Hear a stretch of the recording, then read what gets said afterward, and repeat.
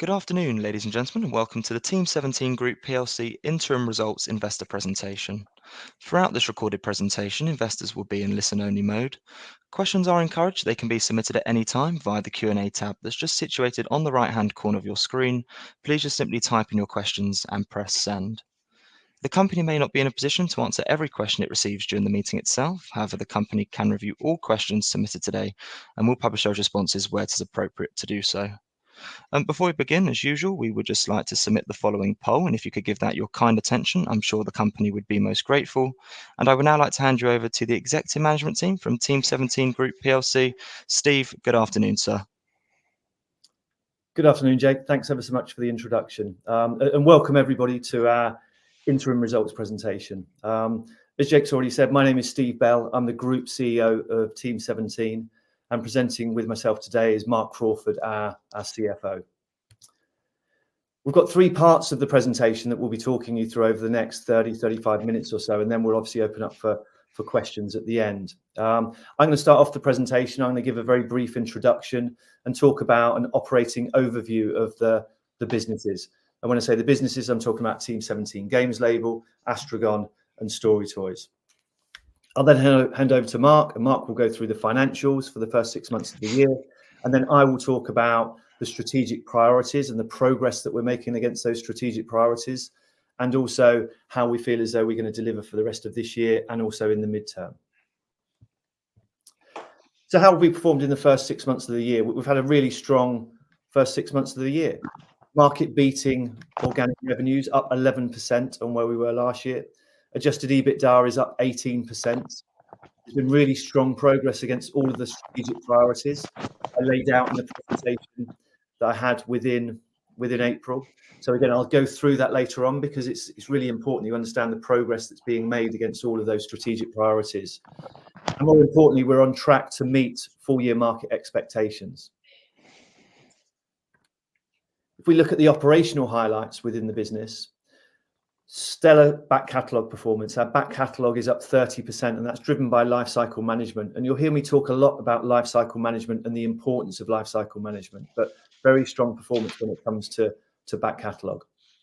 Also strong performance when it comes to first party IP. So that's the IP that we own. And obviously we don't share the revenue when it comes to outside sort of developers. So up 25%, and our first party IP is now 42% of group sales.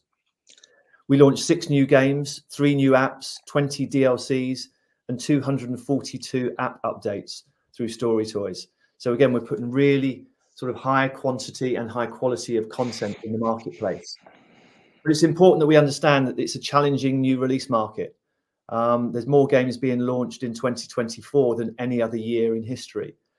But we feel really positive because the game review scores that we're getting against a number of the launches that we've made this year are extremely positive. The group and the role of the group is a really important thing. So we're beginning to see the benefits of the whole being greater than the sum of the parts across StoryToys, Astragon and Team17 Games Label. So there's real benefits in terms of increased focus, increased discipline and strengthened processes across the entire business. And I'll go on to talk about that in a bit more detail later on. And our adjusted EBITDA is up 18% with elevated margins. And Mark will go through this in more detail within the financial section.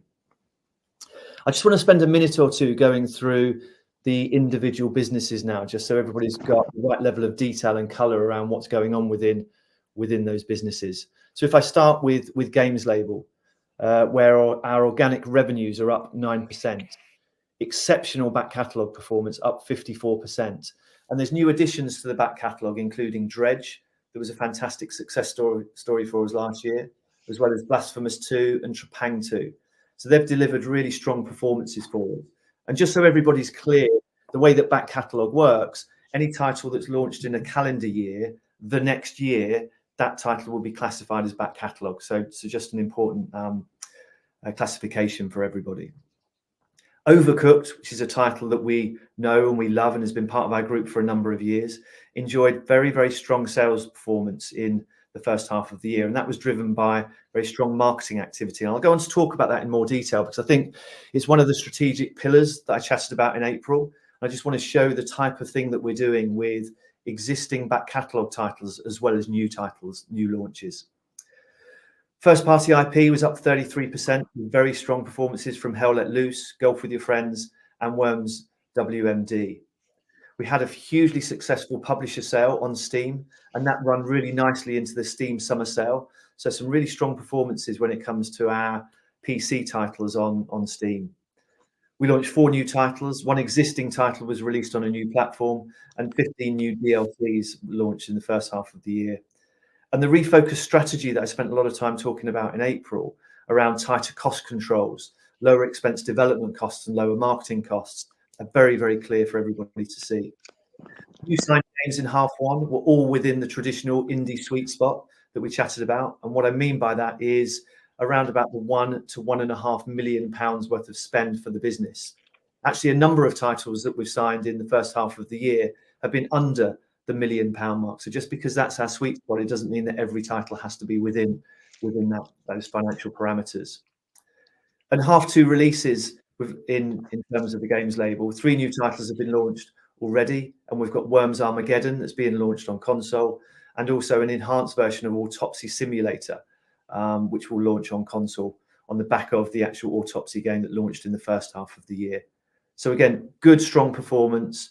The strategic overview that we chatted about and that we've implemented within the business is very clear to see, and there's really good progress when it comes to games label. If we look at Astragon, organic revenues up 13%, and that's a really strong performance when you look that no first-party IP was launched at Astragon in the first half of the year. First-party IP sales have increased 17%, and that's been driven mainly by Construction Simulator and Police Simulator that continue to do really, really well, and both titles are within our top 5 titles across the entire group. 2 new titles were launched. Construction Simulator 4 was launched on Switch and mobile, and Lawn Mowing Simulator was launched on Switch. And we continue to put third-party IP out in the marketplace with Abris and Tram Simulator that was launched on console, and Howl that was launched on mobile and console. 4 new DLC packages were launched, and 1 year 2 season pass were launched again across Police Simulator and Construction Simulator. And again, we're really excited in terms of the half 2 releases for Astragon, with Police Simulator launching on Switch and Farming Simulator, which is much anticipated, where we deliver the actual physical boxed product for Giants. And Farming Simulator is one of the highest revenue titles in the world when it comes to simulation games. So we're working with them, and we're actually going to be launching the physical or the boxed product around Farming Simulator later on this year. And then if we talk about Story Toys, an incredible performance, organic revenues up 23%. And that's against a relatively flat market if you look at edutainment, mobile edutainment. So really, really sort of outperforming the market in quite a considerable way. Story Toys launched 3 new licensed apps in the first half of the year. So Sesame Street Mecha Builders, Thomas and Friends, which is obviously around the Thomas the Tank, and Lego Duplo Peppa Pig. And Peppa Pig has done really, really well. As most of us know, the actual sales trajectory of the apps within Story Toys is slightly different to Astragon and Games Label, where it builds over time. But what we can say is Peppa Pig has come straight out of the gates and is doing really, really well for us pretty much from day one. 242 apps were updated across the existing app base within Story Toys. And if you compare that to 327 apps that were launched throughout the whole of 2023, you can see the quantity, but more importantly, the quality of apps that we're actually putting to the market. Because what we know is the best way to keep the subscription levels very high within Story Toys apps is to continually feed the market with updates to those well-loved apps that we've got. Active subscribers continue to grow, and it's now over 350,000. And something I'm particularly proud of is the fact that Story Toys are in the Sunday Times best places to work. It's a fantastically strong culture where people just love doing what they do, working on the licensed products that we work on. So that's something that is a fantastic performance for us. The focus in half 2 is around continued high quality app updates. So there are no new apps that we're launching in half 2. The work that the team will be putting in is around making sure we continually update the existing apps that we've got in the marketplace. So hopefully that gives you all a flavour of what's been going on across Story Toys, Astragon, and Team17 Games Label. I'm now going to hand over to Mark, who's going to go through the financial performance of the first 6 months in more detail.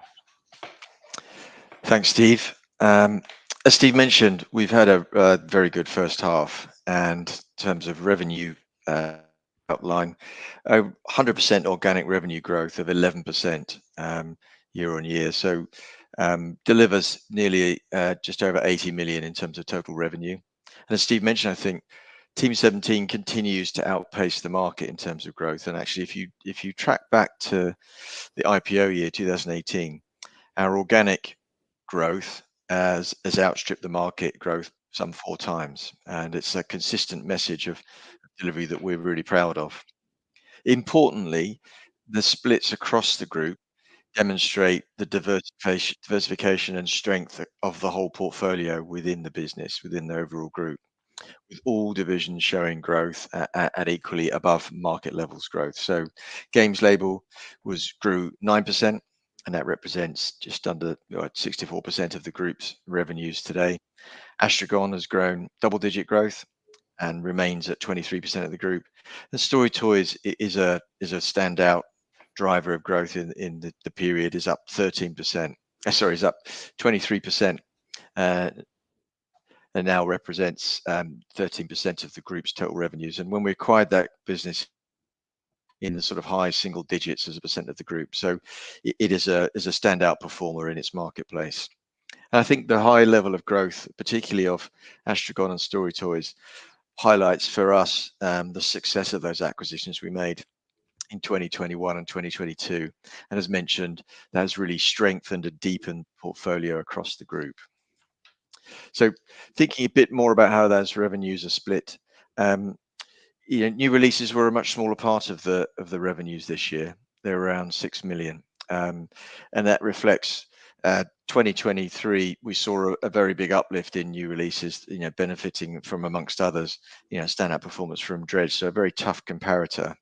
But also it reflects very tough marketplace that we've seen, that's in terms of ongoing competition, but also difficult market conditions for new releases that we're not alone when we've seen those.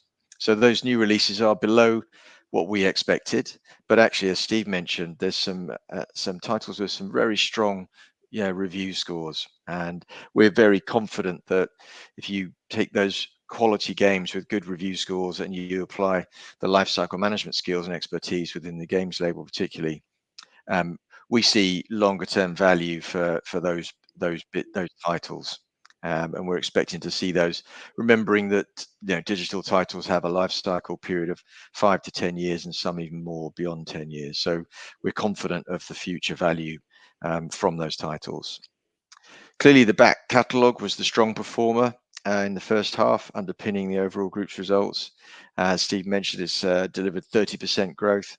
I think reflects that quality of lifecycle management, but also as a bit of, we think, shift in some consumer behaviour, looking to favour some of the more established titles. And actually, from us, our point of view, the back catalogue isn't all about the latest titles that have been launched. We've maintained ever since the Games Label was set up back in 2015. It's about portfolio business, and it's not hit driven. And actually, contributions to that back catalogue come from all ages of titles. So it's a very balanced back catalogue, with titles that are 2, 3, 4, 5 years plus, all making valuable contributions. We're very pleased with the first party performance and the contribution to the sales this year, and they're up 25% to just under 50 million. And I think that demonstrates the kind of focus we've got in longer term, trying to build own IP, first party IP, as a part of the mix within our sales across the group. And it's really is a reflection of the strength of titles that we've got within the first party, and that's both across Games Label with titles like Hell Let Loose, also Worms and Golf with Your Friends and Escapist, but also Astragon. And in particular, 2 of their titles are very strong performers within the group, and that led by Police Simulator and Construction Simulator. Also, Worms WMD did well in the first half, is in the top 10 title sales for Games Label. So it shows the strength of even those older titles within our back catalogue. Third party sales grow at 4%. Yeah, Story Toys is a key part of third party. They are licensed apps, but so they appear as third party titles for us. But they include key titles from Games Label in the third party, which will include Dredge, launched last year, and also Trepang 2 and Blasphemous 2, both launched last year, where we're seeing some really strong performers. Plus, as well, some of our old favourites, which would include Overcooked. So, turning to gross margins, gross profit, these grew reported level 9% up to 33 million. So, as noted though in our RNS, we have seen another impairment of 4.6 million. That's across a number of titles, a select number of titles, and that includes 2 titles from 2024, but the rest are 2024 release titles, and they are reflecting sort of the historic titles that we took on over the last few years, but actually, and it also reflects a revised view of where we see the marketplace at the moment in terms of those new releases. So, but if you exclude those impairments, the underlying gross margin would increase to 46.5% from just under 42%. There were some key drivers in the cost of sales. So there was a reduction in the underlying dev cost amortization, but that was mostly to do with a reclassification that we did at the end of last year. So it hadn't been adjusted into the first half of last year. And that's where we took Astragon acquired amortization that used to appear in cost of sales, and it's now moved and reclassified and appears as brand amortization, which you'll see in the admin line. So it's moved out of gross margin, improving the percentage here. Royalties have remained flat as a percentage of sales compared to last year, I guess, despite the own IP growth. And that is because it reflects the mix, both the mix within own IP of Games Label's own IP and then Astragon's own first party titles, which we do pay royalties to their dedicated development partners, alongside the mix of third party titles with their associated royalty rates. I think really pleasingly is that we've seen a significant reduction in the expense development costs, lower, considerably lower than last year.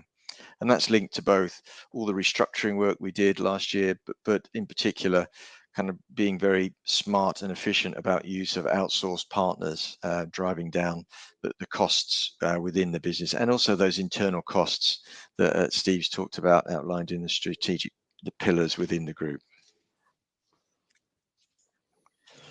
So the results of the strength in the revenue line, the cost of sales focus on improving margins, plus some actions within the admin cost, which I'll come on to in a second. We've seen adjusted EBITDA increase to up 18% year on year to just under 20 million, so 19.4 million, and a 140 basis points improvement in margin percentage, up to 24.1%. So it's good driving of the business and delivering those improvements from the top revenue all the way through to adjusted EBITDA. So mention the admin cost, and for me that's a continued area of focus, managing the costs. They fell overall by £1 million versus the prior year, but that does underline a larger savings that were offset by some increases. So I mentioned earlier on gross margin, we've shifted and had to reclassify Astragon's acquired amortization from cost of sales into brand amortization. That now sits in here in admin costs. And there are some final third year of management incentive plans that we put in place for the 2 acquired companies that are flowing through this year. Reflects the strength of their performance in the current year.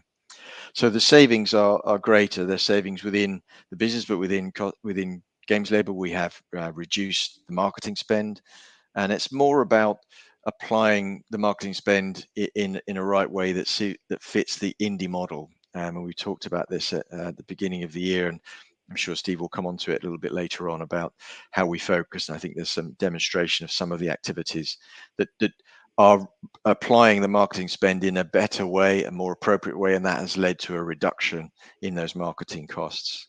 In addition, there were some reductions in staff costs in the Games Label linked to that reorganization we saw at the end of the year.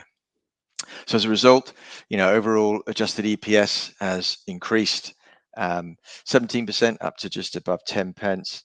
And that's benefited in part from the lower effective tax rate, which we'll continue to look at in terms of driving some VGTR and other benefits on the tax line.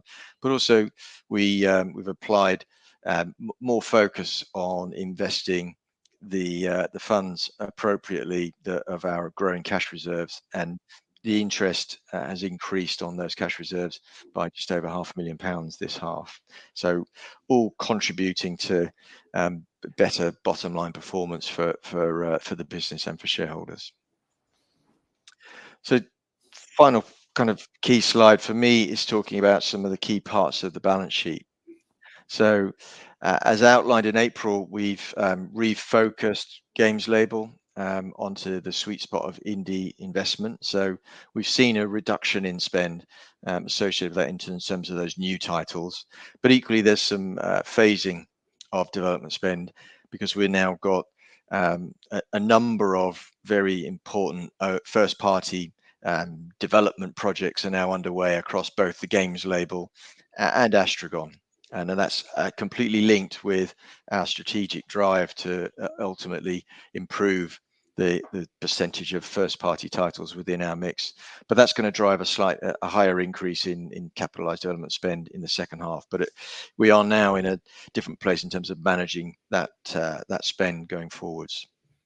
So the overall net book value has reduced on the balance sheet slightly, and that reflects the reduced cap dev spend, those amortization charges, and also those accelerated amortization charges of the impairment that we took in the first half. I think importantly, we continue to be highly cash generative, well above 100% cash conversion, and that delivered £32 million worth of net cash from operations in the first half. And given, as I mentioned at the beginning of the year, we've had our last earnout payment made in the first half of this year, we are now back to the position post those acquisitions and all the earnouts over the last two and a half years, where our cash reserves are generated out from operations are now growing as a result of that. And so cash grew at the end of the first half 20%, is up to 54.3 million. So it puts us into a extremely strong position in the current climate with such good reserves of cash, and then the ongoing future addition to cash from the profits that we generate. And I think that's overall giving us that strengthened position on our balance sheet with those cash reserves to be applied both internally and as we see fit going forwards. And I'm going to now hand back to Steve. Thanks very much, Mark. So I'm now just going to talk through the strategic priorities and then touch on the outlook for this year and also midterm. And for those of you that were able to join the call in April, earlier on in the year, it was very important to actually lay down the areas of focus for the business moving forward, because I think without that, it's very difficult to track progress as far as what we're actually doing and how we're going about doing it. So I just want to spend a little bit of time now just touching on these. We've already covered some of them in a bit of detail already, so I'm not going to labor the point, but I think it's important that everybody understands what's happening and, just as importantly, why it's happening. So if we look at the strategic priorities, and there were 9 in total that I set out in April, a number of them were around revenue growth and a number were around margin improvement. So the 5 that we have here around revenue growth, the first one is around doubling down on indie focus, and we're talking specifically about Games Label here. There was almost a case of we didn't really know what we were in Games Label anymore. Were we AA? Were we III? Were we drifting into bigger titles? Yeah, we were doing all of those things. So what we needed to do was actually double down. We're proudly indie. That is what the business is all about, and that is what it should be for us in the midterm. So it's very much a focus for the business, and that's down to the size of games that we actually sign, and also how we go about bringing those games to market in terms of marketing and sales. The next point was around prioritization of evergreen franchises to drive the back catalogue. The numbers are very, very clear around the strength of back catalogue. And I think that's really important to understand that we've got some incredible titles. We're not a hit-driven business. We are a business that has fantastic foundations within the back catalogue and an ability to look, find and launch new titles as well. So that's been really, really successful. We touched on M&A, and we were very clear in the presentation that we gave earlier on in the year, and we're very clear now that Mark and my focus is very much on the delivery of the business day to day. It's not running around trying to find loads of M&A opportunities that there may be out in the marketplace. It is around the absolute focus of the restructuring that went on in Games Label and bringing the businesses together so they can operate as one, as a group.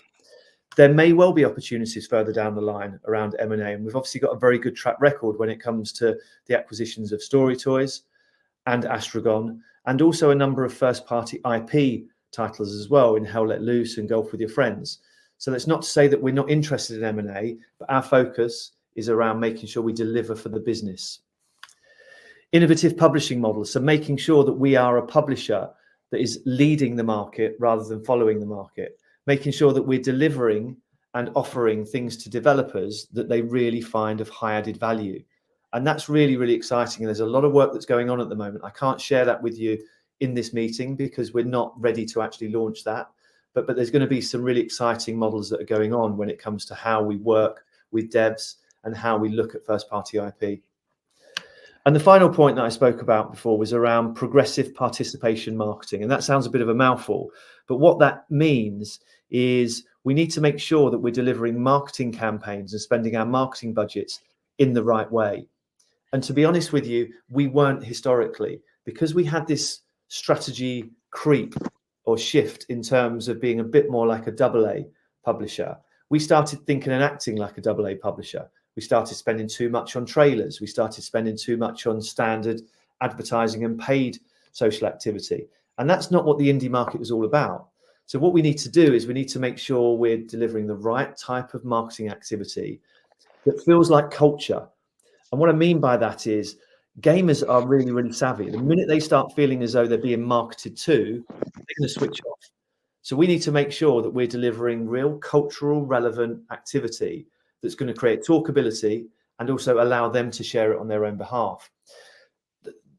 I completely understand that sounds great, sounds like a great theory, but what does it mean in reality? So what we've decided to do is pull together a very short video that brings this to life. So there's two elements to this reel that we've pulled together.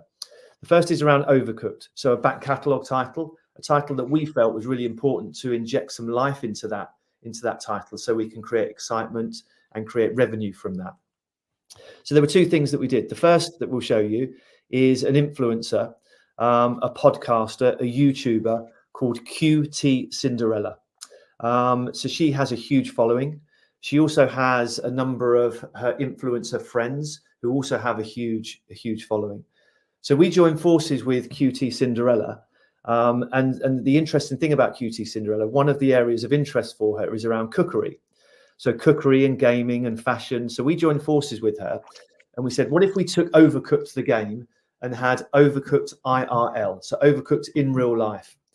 So she was really excited about it. We were really excited about it. And what we did is we took over a burger bar in Los Angeles.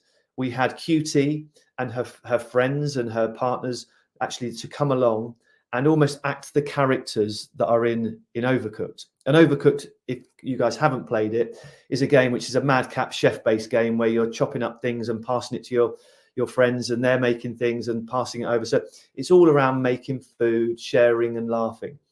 So we did this. We created this experience in Los Angeles. It was over 3 or 4 hours. It's absolutely crazy, but it generated 54 million views around Overcooked. That sort of thing's incredible. And the beauty of it is it feels like culture. It doesn't feel like marketing. So that's the first thing that you'll see on the video. The second thing that you'll see is a country singer who posted something on TikTok about the fact he loves playing Overcooked with his wife. So we jumped on that straight away. We found out about it. We worked with him. We sent him things, all the rest of it. And again, 33 million views in a very short period of time with a very small marketing budget associated with it. So you can see how that sort of participative experience is far better for a brand than spending a huge amount on a trailer, for example, which is the type of marketing that we were doing historically. So they're the two things that I'm going to show you on Overcooked. And then the third part of the video, and it's only about 1 minute and 15 seconds of video, is a launch for a title called Classified. So we got a number of influencers together. And again, what most publishers do, they just get influencers together, they get them to play the game, and then they disappear off. We took them to a World War II bunker, and then we got them involved in escape rooms, and we got historians to talk to them about the title. So again, a really clever use of marketing spend to make influencers feel as though they're engaged in the game rather than just being paid to attend an event. So if we could play the video now, and that description will probably make a bit more sense than me sort of verbalizing it. Okay. Are you freaking ready? Alright, you're open. Okay, so a few ground rules. Number one, we go Where you go, chef? If you've been serving it, you have to try it.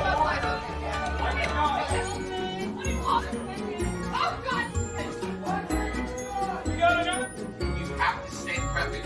When the bar goes over, stay on. No, we are doing this. And you, what up, chefs? Our friends at TEAM17, the creators of Overcooked, sent us a care package.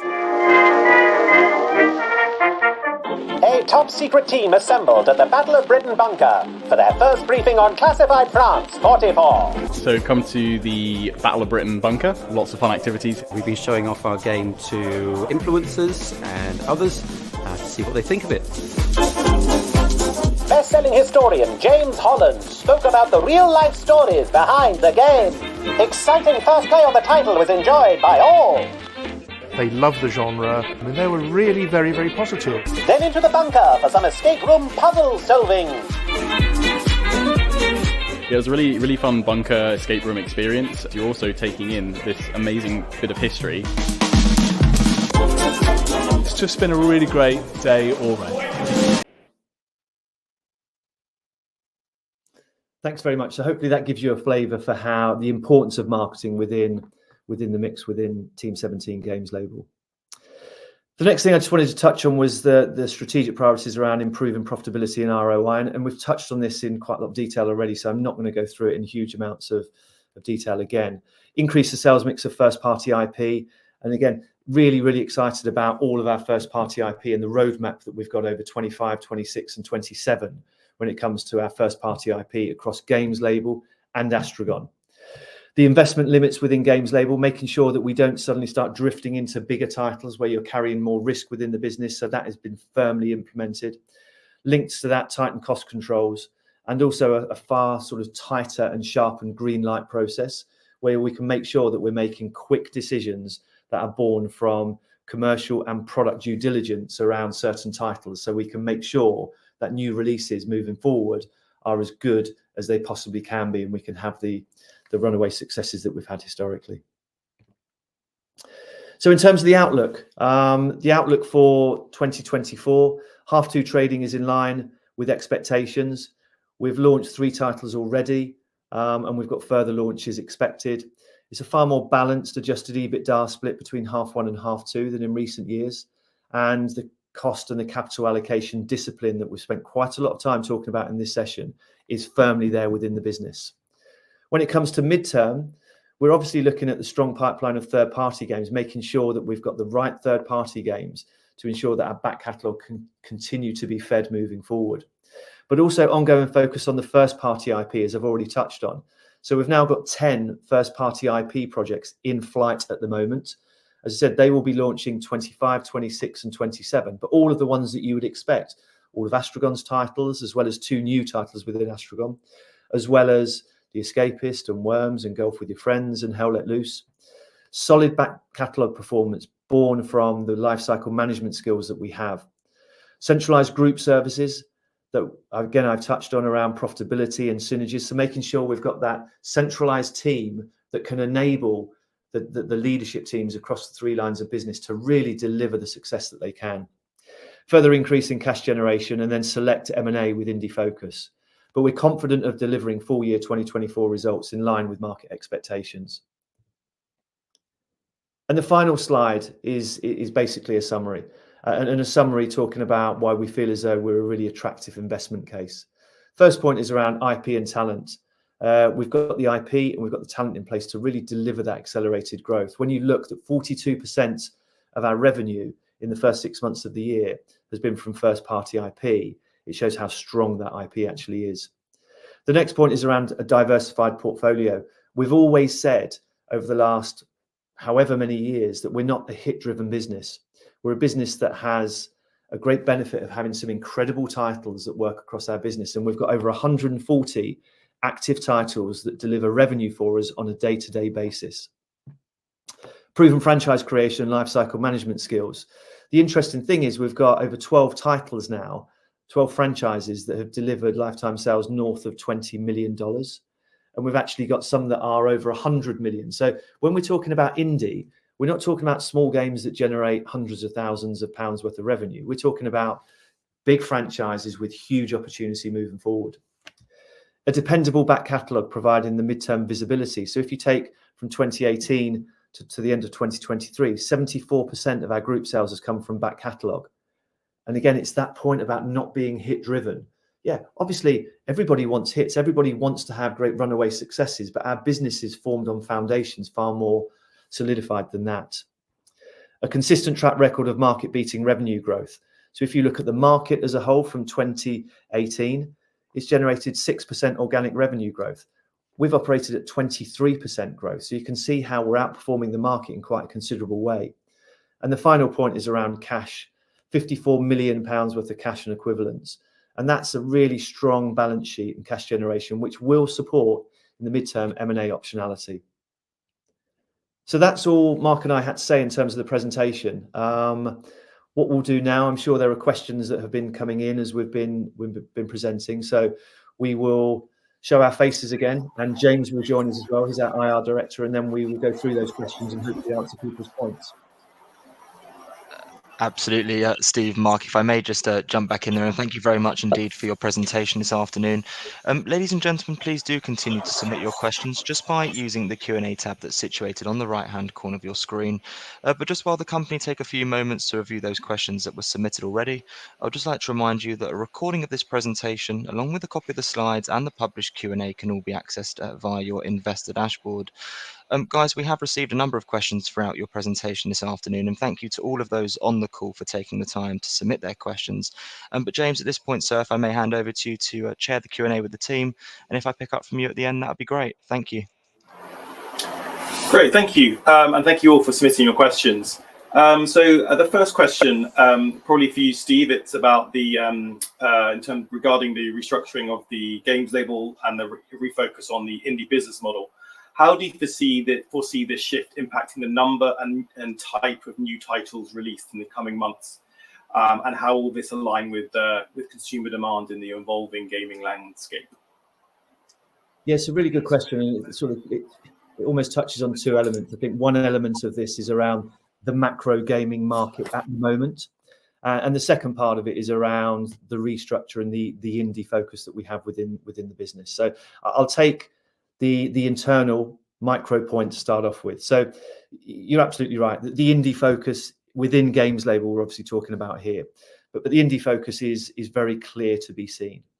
And prior to really getting our head around this, the business was sort of drifting and it didn't really know what it was. It almost had what I would say was almost like an identity crisis as far as are we AA, are we AAA, are we indie? Well, we sort of all of these things. And from what I have seen from my time within the world of gaming, if you don't have focus on what you are, that then you really, really lose sight of the potential that you have within the marketplace. Because I think there are so many businesses that zigzag around. Oh, let's do that because that looks exciting at the moment. Or let's do that because that looks exciting. We are now firmly indie. We have limits as far as the scale and the size of the games that we actually sign, and they are proudly indie. And we have marketing teams and we have sales teams and we have all of those people who want to and feel there is huge opportunity within the world of indie. And that's been really, really powerful for the business as a whole. So the business does feel as though it has an identity now and it knows what it wants to be moving forward. So that's the internal side of what's going on and the fact that we are proudly indie. I guess when you look at the marketplace as a whole, it's a really interesting market. And there's a number of things that are happening within the gaming world. The first is around the number of releases this year. So last year, 14,500 games were launched on Steam. This year, it's going to be about 25% higher than that. And I think a lot of that is almost like the hangover of money that was invested and injected into the gaming world during the COVID period. So I'm not expecting that to continue. The other thing, macro dynamic, that's happening within the gaming world is that a number of people are now buying and feel far more comfortable buying titles that are older. So if you look at Steam, and if you look at the number of titles that were bought on Steam in the first half of the year, or a period of the first half of the year, over 90% of the sales were actually on titles that were a year or older. So that's quite interesting, the fact that players are really comfortable and very accepting of buying games that are older games because they've got communities, they've got reviews, they feel confident, they've been spoken about for a number of years. They will be being discounted as well. So suddenly you've got far more interest in older titles. And that's one of the reasons, if you look at the back catalogue performance that we've had, that's very clear to see. The other thing that about indie and AAA, because of the dynamic between indie and AAA, and I think it's important that we all understand this, is the fact that indie performs a slightly different role. Indie games perform a different role to AAA titles. AAA titles, most of them will never, ever get finished because it takes hundreds and hundreds of hours to actually complete those games. And what people that buy those AAA games, they want to do something and buy something that might be cheaper, might be more fulfilling in the short term because you can actually complete that game. Because if you look at most indie games, they'll probably take 10, 15, 20 hours to complete. So suddenly you've got this harmonious relationship between AAA and indie. And if I look at Steam sales again in the first 6 months of the year, the amount of indie titles that are performing really well makes us feel really confident that our strategy around indie focus will be key for the business moving forward. Thanks, Steve. So I've got a few questions coming through on sort of costs and cost control. So I'll bring them together and ask Mark. So firstly, following the restructuring last year, are you happy with where we are in terms of cost control? Are there any particular areas for further focus and opportunities for synergies at the group level? Yeah, thanks, James. Look, we've been through an extensive review at the end of last year. We've had some tough lessons to learn. I think that's all the way through the whole process with the games label, because it was focused on the games label in particular, and that leads from, Steve's already talked about the proper doubling down on the indie focus of games that we sign. And as Steve said, that's 1 to 1.5 million.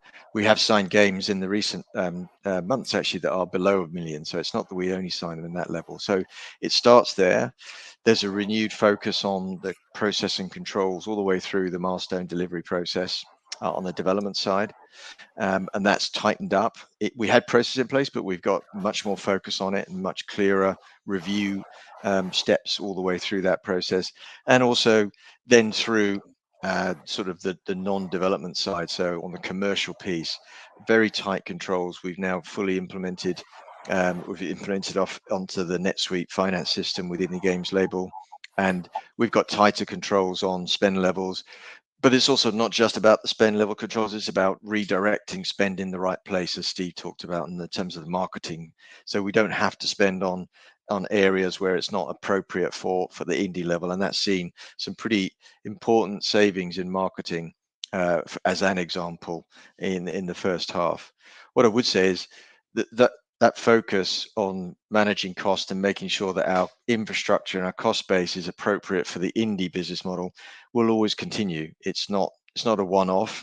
I think where we have got to is we've got the business into the right place and we're in a good position, but we will continue to monitor and track those costs and track our business model and how that works, and how that matches the needs of the marketplace. So it's something that will continue going forwards, but we are in a really strong place, and I think we've delivered on the areas that we outlined that we wanted to focus on in this time right now, and we're in a good place. Thanks, Mark. Next question's on kind of mobile strategy. Are there any plans to expand games label titles to mobile? Yeah, we've got an open mind when it comes to this, but it goes back to what I said earlier on. The mobile market is hugely challenging, and a number of us on the call will know that has been the case for the last 3 or 4 years. Focus is the most important thing. And the minute we start chasing, actually, we could do this on mobile, or we could do this in another area, I think we lose sight of what we are as a publisher and a developer. So for example, do we have any plans in the short term to really focus and double down on mobile within Games Label? No, we don't. Will there be opportunities moving forward when you look at our first party or third party titles when it comes to mobile? Possibly, but it's not something that we're distracting ourselves at the moment, because the minute we do that, you'll fall into the mistakes that we made in 22 and 23, and we're definitely not going to do that. Thanks, Steve. Mark, maybe one for you. We got a question on Story Toys and how it the sort of the business model and the life cycle revenue stream, the end market, how they vary from Astragon and Games Label. Yeah, okay, it's quite a big question, but I'll try and cover it succinctly. So I think the question was the life cycle is quite different from an indie game, and it is different. Their model is around a licensed business, so they will license with globally well-known and respected brands, because children are playing these apps, and it's a development and learning through play app, and so the parents are very focused on those really strong brands. So they work with the best, strongest brands in the world. They develop apps. They are a combination of some in-app purchases, but quite a large proportion of their sales are subscription, and they can be monthly subscription sales or annual subscription sales. Because I think that's where parents prefer, and that's where the likes of the license partners, Lego as well, would prefer, Disney, to have a subscription-based business. And what that means is you apply updates to those apps constantly, and that's why you heard Steve talk about the number of app updates has grown. We've extended the license partners since we acquired them. They really had two main license partners, and we've now added multiple new license partners, including, as Steve talked about, Thomas and Friends, Sesame, Mecha Builders, and most recently Peppa Pig, but also Marvel as well. So that's building the base. And then those apps will grow over time, so they don't follow the typical profile of you launch a title in a games world and it grows fast, and then you try and manage it over its life cycle. Actually, Story Toys are all about building profile of those apps over time. So we'll launch them, they'll be relatively soft launches, and then they'll grow as the profile of those apps grows, and more awareness in the population that play them and the parents that play them see those games on the App Store. And that's where the team and in Story Toys have done a tremendous job. They are expert at profiling these kind of games. There's a lot of crossover with parents accepting and understanding and valuing the titles like Disney Coloring World, and then seeing that there's a new title about Peppa Pig that's been produced, or Barbie Coloring World that's from the same company called Story Toys. So there's a lot of inherent kind of knowledge in the parent base, and so their apps will grow, and that's why we're seeing that tremendous growth in the marketplace. So if you look at it as a mobile business, mobile has been in decline in recent years and is flat pretty much. Actually, Story Toys, as I mentioned, has grown 23%. So they are demonstrating their world-class nature. I did see another question that came up about intentions to grow the license partners. They have added a lot of license partners in the last couple of years, and now the focus is on building those apps and growing them over time. If there's another great license partner, they are likely to come to Story Toys. They've got such a good and strong reputation in this field, but there's no immediate kind of drive to secure more in the short term.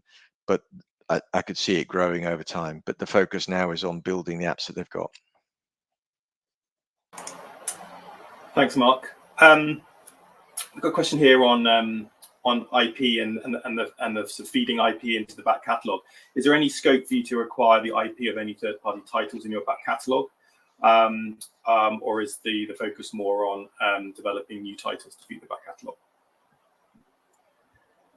Yeah, it's a good question, and the truth is we've always got an open mind when it comes to IP. Obviously, we've got a very good track record. If you look at Golf With Your Friends, if you look at Hell Let Loose, in terms of acquiring titles that are third-party titles within the business already.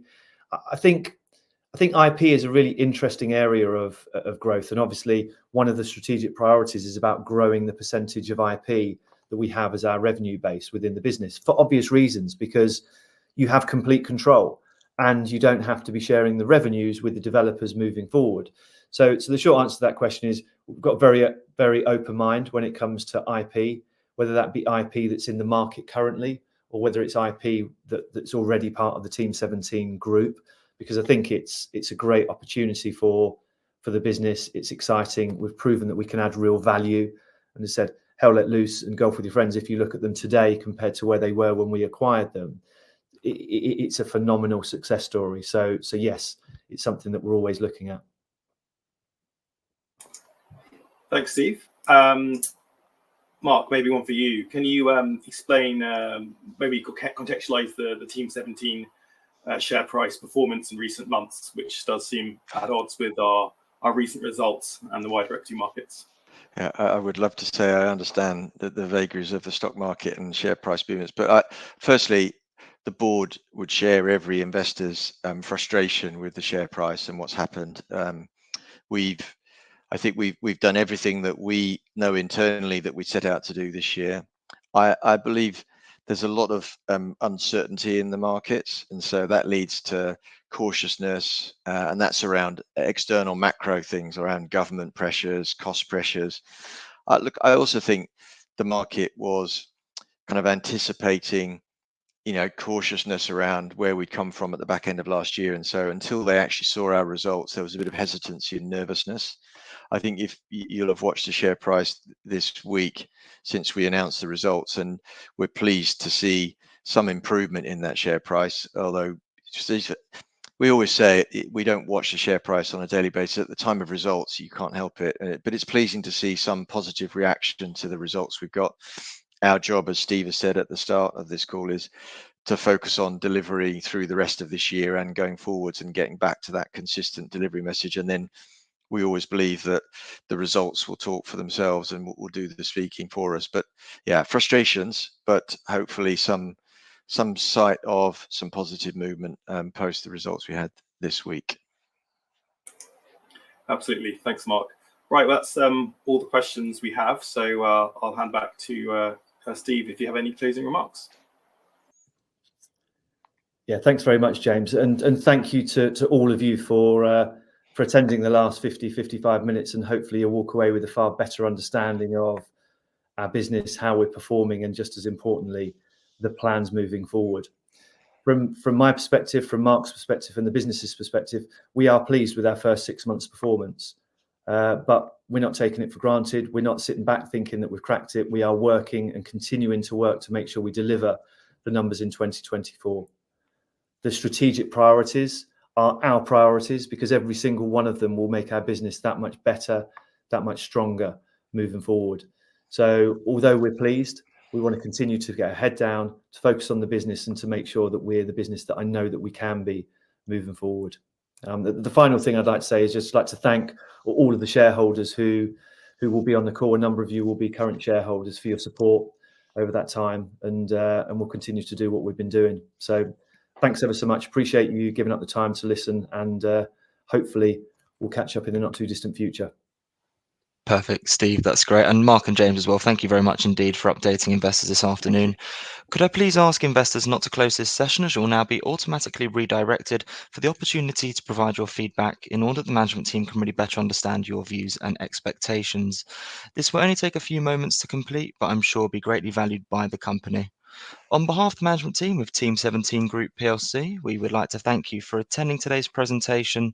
That now concludes today's session, so good afternoon to you all.